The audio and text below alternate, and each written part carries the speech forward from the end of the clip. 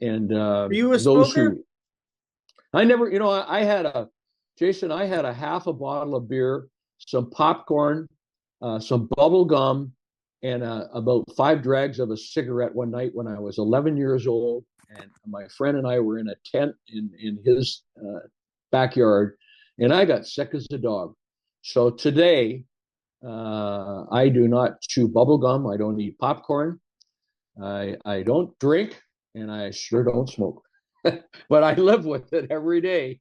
My dad would light up at breakfast, and I go, "Oh my God!" But he used to say, "Well, it's paying for your education."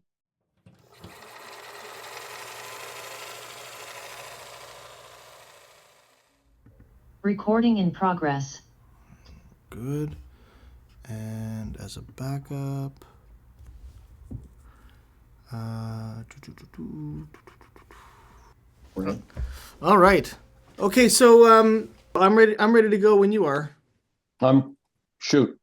Okay, so Paul, thanks for doing this. I know that we were supposed to do this a couple of weeks ago, but when we spoke between then and now, we had Christmas and we had New Year's and then we had January, which is always, I think, difficult to organize things because people have a New Year's hangovers and Christmas hangovers, and it's been a little cold this winter so far. So I'm happy that we managed to get this together. We spoke briefly last year about the content of this presentation, which is not going to be the same as the one that you'll be doing February the 19th at 7:30, I believe, Yeah, at the Point Claire Public at the Library Point on Claire Public Library, which is going to be it's a on free Shad. presentations, a free Yes, that's correct. That's correct. a free presentation. Okay. Uh, Very interesting topic. Something that I've heard in my research in doing history of the West Island, but just in drips and drabs. But you've really dug in deep with this topic. So go ahead and tell me what it is that is fascinating you about this.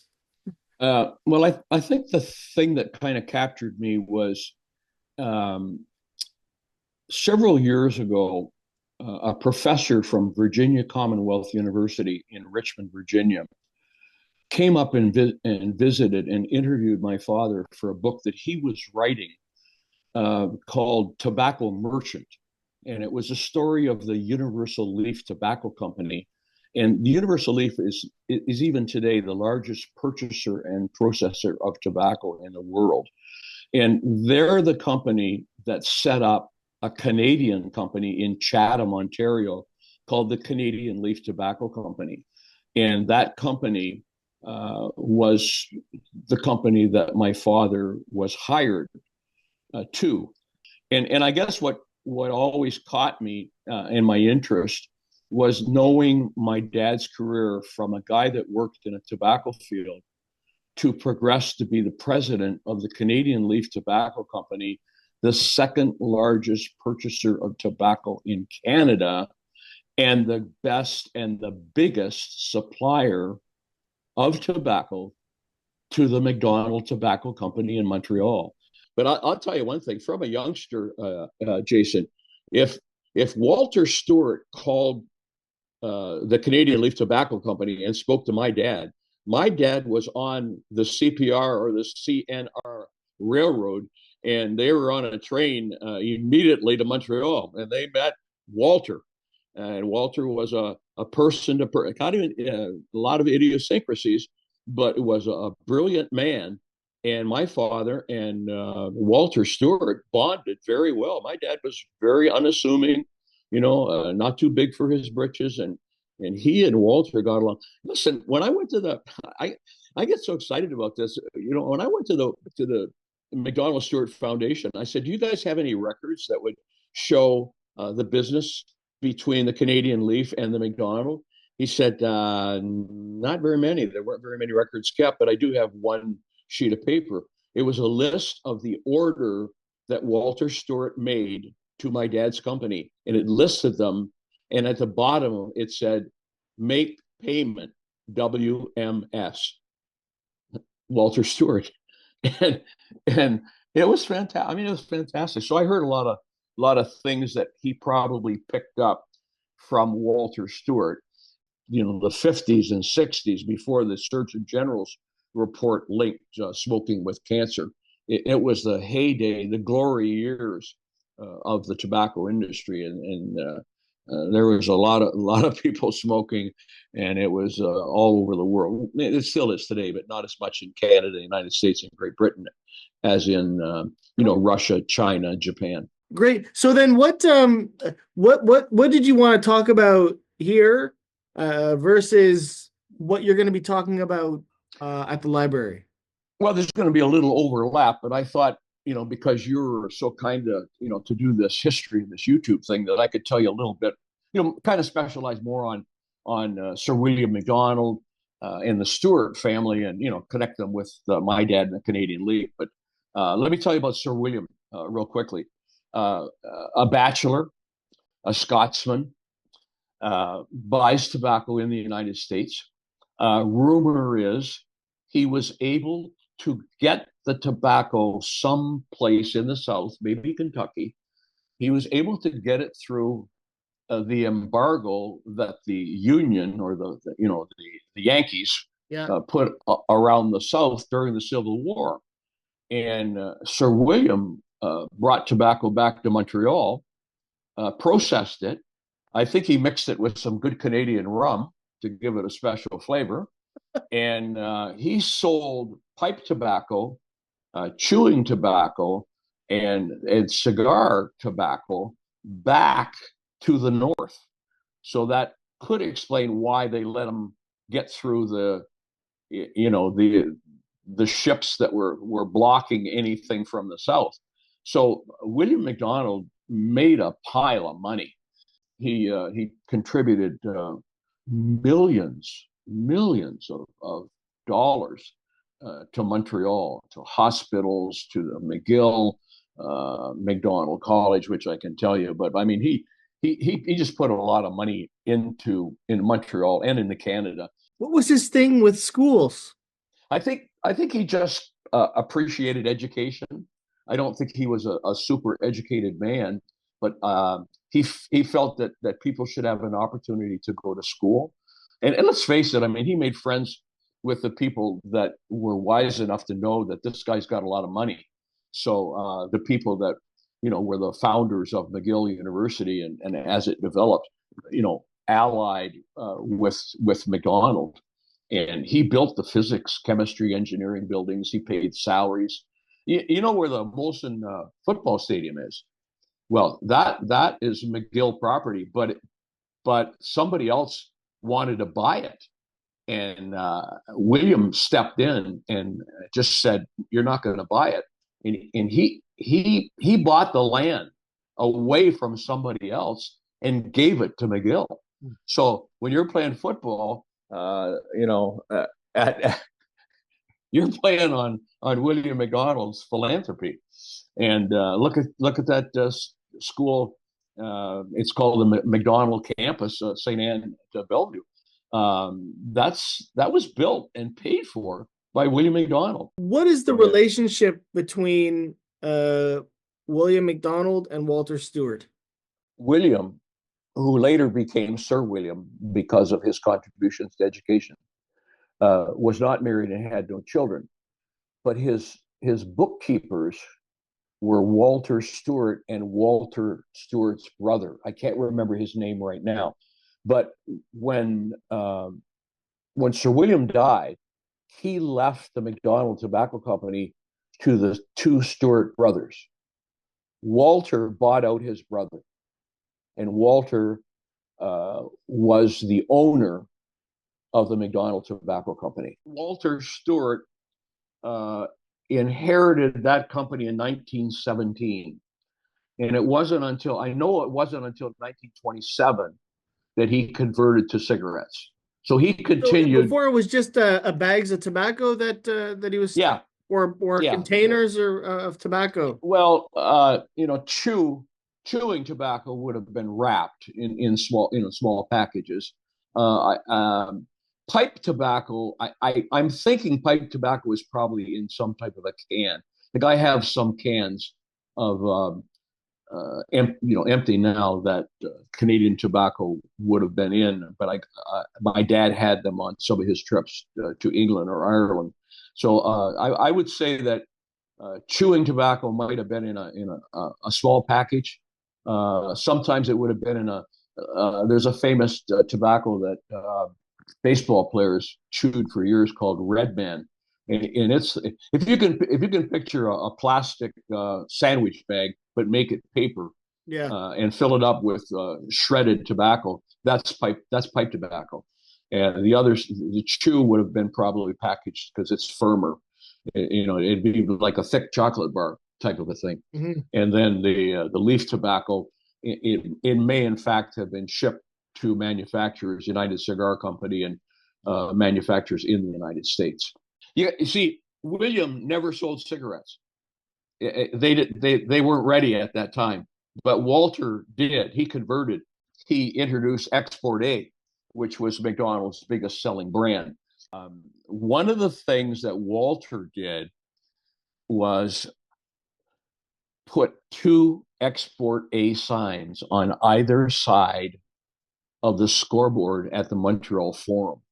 And he put two packages of cigarettes below the score, the clock and the scoring mechanism there. And how smart is that? To see, we have to go back and think.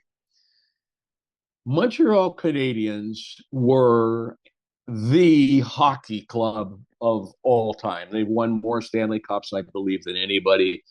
Hockey night in Canada. When television came in the 50s, Walter Stewart put Export A in front of Canada.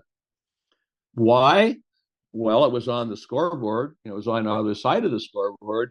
But the Montreal Canadiens put a lot of pucks in the net, and that scoreboard was shown quite often. And he probably didn't have to pay very much to get all that publicity. So I mean, of course, Stewart Hall is very famous. A lot of people know that it was, quote, given to Point Claire. It was one of, I don't know, apparently one of Canada's first cultural centers. Also, that the Stewarts, they didn't own it for very long before they passed it on to the city. But one of the interviews I did, it was with they call him a war, I guess they call army brats. His father was a vet, and his dad bought in Point Claire in the late 40s in the Veterans Land Act portion of Point Claire. And but he's about in your age, and he's very knowledgeable. I guess he had his ear to the ground of everything that was going on at that time in the late 40s and early 50s. And he knew that when they wanted to build a community center, that they ended up getting a lot of support from Mrs. Walter M. Stewart. The little clubhouse was built before the extension, and a large part of that money came from McDonald Tobacco, the Stewart family. The little hall in there still bears the name Stewart Hall from the foundation. Mm-hmm. And I don't know if you saw the Cub pictures or something, but you might still see a picture of, the McDonald Tobacco lady that has a skirt on a kilt. Yeah. It was hanging on the wall for years and years and years. I don't know if it's in any of the pictures. It seems like a man cave type of piece of decoration. Yeah. So, well, no, the Legion was not there until just in the last 10 years. So he knew. I guess it was known at the time. I don't know how much more they invested into the development of this area, but certainly she was there for the sod turning, and there's a picture of her. Turning the sod. If people, and you're a historian and other people, if you look at the McDonald-Stewart Foundation website and scratch around, you will find it's amazing. It's mind-boggling to see what the McDonald-Stewart Foundation has done in the Montreal area. and in Canada. There are things that they have done, restored buildings. There's historical sites that they just took over and financed and then partnered with the city. Uh, Donations to hospitals, libraries, museums. It just goes on and on and on. What do you think? And they're very secretive. It's a David Walter Walter died in 1967, and David died in 1984. So we're talking about 41 years after the owner of the McDonald Tobacco Company has passed away, and the McDonald-Stewart Foundation is still in operation today, and they still have a significant amount of money and continue to do charitable work for Montreal and for Canada. And they don't, they're not out there. They're not looking for credit. They're behind the scenes. And I kind of think that William McDonald and Walter Stewart, David Stewart, my dad, and some of the other tobacco companies, including the Imperial, they did a lot of things that people just don't know about. And obviously, we know that the De Maurier Open was a golf tournament sponsored by Imperial, and we know that the Briar Cup was sponsored, by McDonald's. But I mean, we have no idea what these companies and the product that we now know is pretty dangerous. I mean, it's a controversial business, but at the time that we are dealing with, it was a major player in the economic welfare of Ontario, Canada, the United States, throughout the world. William McDonald paid more taxes, evidently, as an individual than anybody else in the city of Montreal, and the tax money that comes in even today, Jason, is enormous. And people often ask me at my book things, well, if this thing is so dangerous, because I know you didn't come to glorify it, you're telling a story, and you're saying, hey, there is some philanthropy. They did do some good. Why don't they just say you can't smoke? Because of the billions of dollars they get in taxes, and that money from the people that the tax that they pay for smoking goes to a lot of other things that we need and use in Canada. So it's but I can't feel sorry for the tobacco companies. They've been in court cases. They've paid. They fought it. They denied it. They delayed it for years. But they've paid for some of the health damages. But all around the world, I'll tell you, they're still smoking. I don't understand why. People buy the book. What kind of details are they going to get in the book that you didn't talk about here? Well, they can get the book on Amazon, and of course, I'll be at the library. I'll bring a few if they're there and they want to get it. But Amazon's probably the easiest way. The story is the history of tobacco in Canada and the United States. So I'm going to take people on a trip from the time that native gave Christopher Columbus a stack of tobacco leaves, all the way, including Jacques Cartier and Pizarro and Cortez and the explorers who were exposed to tobacco. There's some surprises in the book about how tobacco funded the American Revolution, because they used it as collateral to get arms from France. And George Washington once is quoted as saying to the French, if you can't send me arms, send back our tobacco. But so it's a history story about how the business grew. Really interesting things. I'll give you a little snippet. Is that a word? Snippet? Yeah. Let's call it a little snip.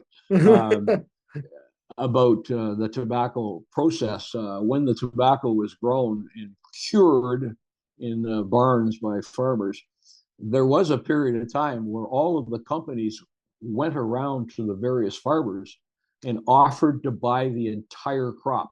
That was called the barn buying system. So they went out and they said, we will buy the entire crop, every barn that you've got, and it's out now, and you've stripped it and got it ready. I'll buy it all. And what happened is one farmer calls the next farmer and says, what'd you get? And he says, well, I got $1.65 a pound. And the other guy says, well, I only got 50. My tobacco's as good as yours. So farmers got to the stage where they didn't like it. And they set up the auction system and built auction warehouses in Delhi, Tilsonburg, and Aylmer. And they sold the tobacco using the Dutch clock method, which is the way that they sell flowers in the Netherlands.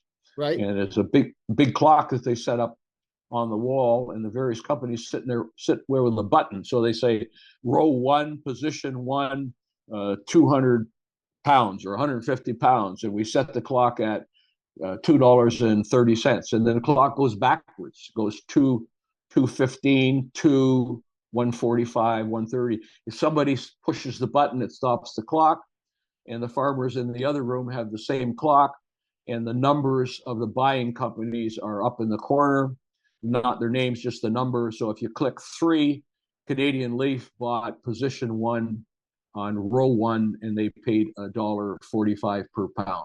If you don't like it, you can put it back out there. So that was quite a change, and people are amazed that that's the way they did it. So, and then I've also, because of business people, when I speak at Rotary, I spend a little bit of time with basic, let's call it old school business principles. And that, again, your word is your bond.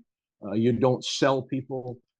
They buy from you, and you serve them, and you stay in contact. None of this phone stuff. My dad hopped on a ship in New York City and crossed the ocean, I think 15 times, and went person to person with customers, because the person to person contact what was important to him.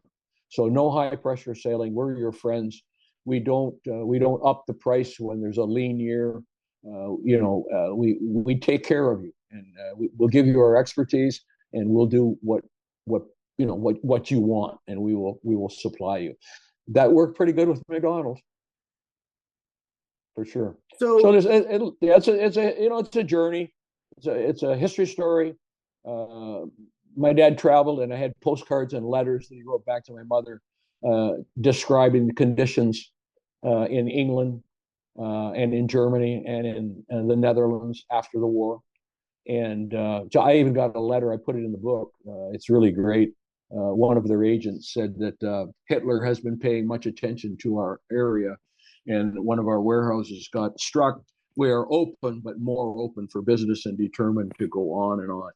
I mean, that's the British spirit. So that's a historical thing. So yeah. So we have a social history. We have a travel story. We have business principles, and to me, totally interesting people that we spoke about in various companies that show up. And how this relates to those who don't follow history, but they know the name. This also, though it might not be in your book, these are the people you'll be talking about, the people who are directly responsible for things like John Abbott College or McGill campus, which was the teachers' college, and now it's one of the biggest CJAPs, which thousands and thousands of West Islanders and people of the area have gone to and have great memories from, and helped bring up St. Anne de Bellevue and maintain it as a pretty substantial village early on. And Stewart Hall, of course, which everybody, or a lot of people from Pointe Claire, benefit from. And one other example is the Arthur Séguin Chalet, which local Pointe Claire residents who live in the veterans area, who grew up in the veterans area, and then subsequently north of that, have very much benefited from, because that's where they put their pool, and it was an early park for the veterans, and it's connected with the veterans story. And Walter Stewart's wife was there and did give a helping hand financially, and definitely did, because she turned the sod there at the groundbreaking. So I'm going to cover most of that in the philanthropy, great. which I think again, my dad also said, I hope I didn't raise a fool, but we're in Point Claire and Beaconsfield and Montreal, so we want to spend a little bit more time on the Point Claire, Beaconsfield, Montreal connection with the story in the book, but the philanthropy, we have to recognize, spread beyond Montreal, but of special interest is Montreal. And as I said, the McDonald-Stewart Foundation still does wonderful work. I'm hoping some of those guys will be able to come. Great. So the book is available on Amazon, or you can possibly pick up a copy at Point Claire Library this coming Wednesday at 7 p.m. And the date is February 19th. That's right. Correct. February 19th. February 19th, 2025. I'm sorry if you're watching this in 2026. February 19th, 2025 at 7 p.m. It's free, and it's at the Point Claire Public Library. I hope that you can go and see Mr. Allen do his talk, because it's going to be very interesting, and I think one of a kind, very unique. Well, thank you for having me, and hope our paths cross again. And to those listening, I know they follow you pretty well. I've watched a couple of your YouTube things. You do a great job in the area, and my congratulations to you for keeping history alive. So it's a look forward to seeing as many people as possible at the library, and I think we'll have a good time. Cheers. Good talking to you, Paul. Thank you.